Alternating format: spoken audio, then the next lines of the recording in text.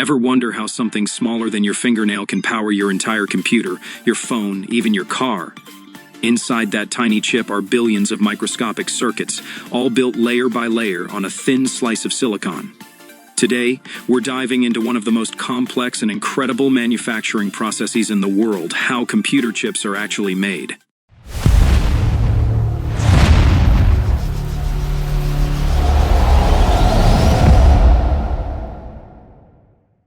It all starts with sand. Yes, regular sand, but not just any sand.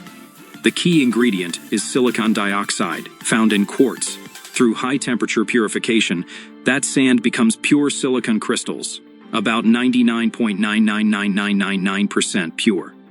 These crystals are sliced into thin wafers, polished to a mirror finish, and they'll become the foundation for billions of transistors. Before anything is built, engineers design the chip, down to every transistor, using powerful computer-aided design software. Modern chips can have tens of billions of transistors, so these blueprints are insanely detailed. Once the design is ready, it's converted into patterns that will be etched onto the silicon wafer. This is where science meets precision. Photolithography works like projecting a stencil onto the wafer using ultraviolet light. A light-sensitive chemical called photoresist coats the wafer. UV light shines through a pattern mask, hardening certain parts while washing away others. This process is repeated dozens of times, building layer after layer of circuits, each only a few nanometers thick. Think of it like stacking tiny highways of electrons on top of each other. Next comes etching, removing unwanted material to carve out the tiny transistor structures. Then doping, adding specific atoms to alter electrical properties, so some regions conduct electricity while others don't. Finally, metal layers, often copper, are added to connect everything, forming the chip's intricate electrical network.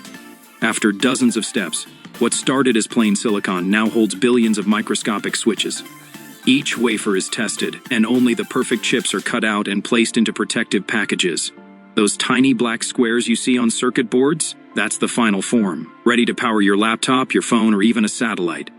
Creating a single chip can take months, thousands of steps, and ultra-clean fab facilities that cost billions of dollars to build.